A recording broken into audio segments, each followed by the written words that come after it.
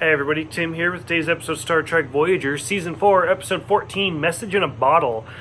This was a great episode. I really enjoyed this one because after 3.5, or like almost basically 4 years, Voyager finally gets in contact with the Alpha Quadrant. And there's some great actors in this one and some actual like direct correlations with Deep Space Nine and the stuff going on there.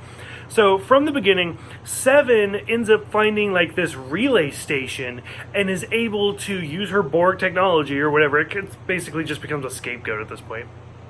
And is able to track it and send a message all the way to the Alpha Quadrant. So it gets a little like too techno-babble-ish for me, but it ends up that they try to send a message, but it doesn't work because the communications are too weak.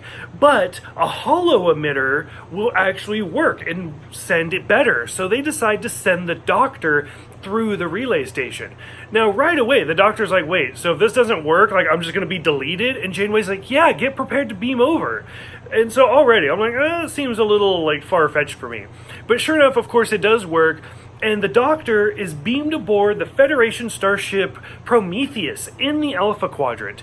And it's kind of great because he's looking around and suddenly he notices that nobody's on board and there's like Starfleet bodies everywhere. And that everybody's wearing the gray uniforms, which I thought was fantastic that they actually did kind of keep that continuity. So the Doctor is able to wake somebody up just before he dies, and he says Romulans have taken over the ship. And then we kind of see Romulan, like, Prometheus is a prototype, and it actually splits into 3 miniature ships. Kind of like we saw the Enterprise D separate into 2. We actually see this Prometheus separate into 3, and it destroys a Federation ship.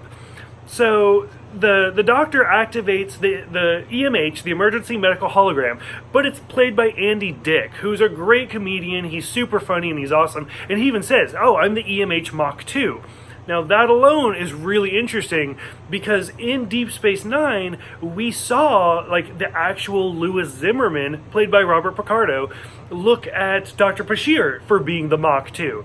And then it got into the whole, like, he had been genetically altered and stuff like that. So clearly, they decided to go with somebody else, and Andy Dick ended up being that model for the Mach 2. So I thought that was super interesting.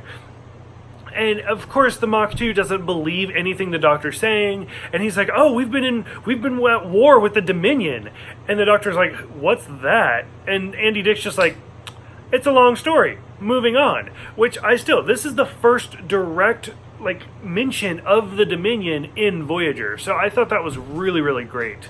There's some other scenes going on in the background where like Harry is trying to create another Doctor just in case ours doesn't come back, and he's like, I've programmed him with everything from Grey's Anatomy to Leonard McCoy's like memoirs and stuff like that.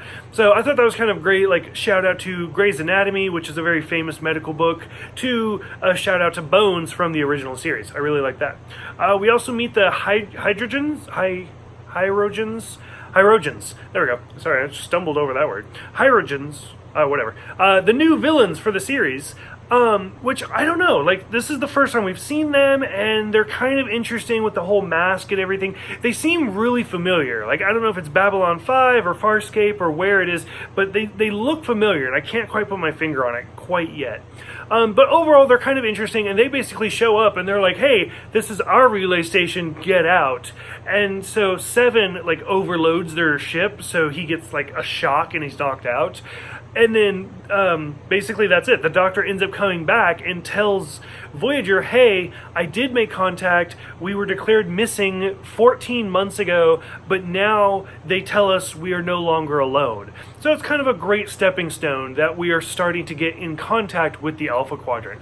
Overall, I would say it was a great episode. We get to meet a new villain, we get some references to Deep Space Nine, we get to see the EMH Mach 2, all sorts of stuff going on. And I liked how the Romulans were the ones that took over the Prometheus. And the guy who was like the lead Romulan, that was Khan's like second-hand man in The Wrath of Khan, and we also saw him in the Next Generation episode Symbiosis. So now this is like his third time playing a villain in the Star Trek franchise. So that was kind of cool. And then it makes sense because Romulans were kind of in that no man's land with the war with the Dominion. So it kind of made sense before they actually teamed up with the Dominion. So overall, I would say it was a great episode. I really enjoyed it. I'm curious what you guys think. Thank you guys for subscribing. Thank you guys for everything. And I will see you guys next time for The Hunters.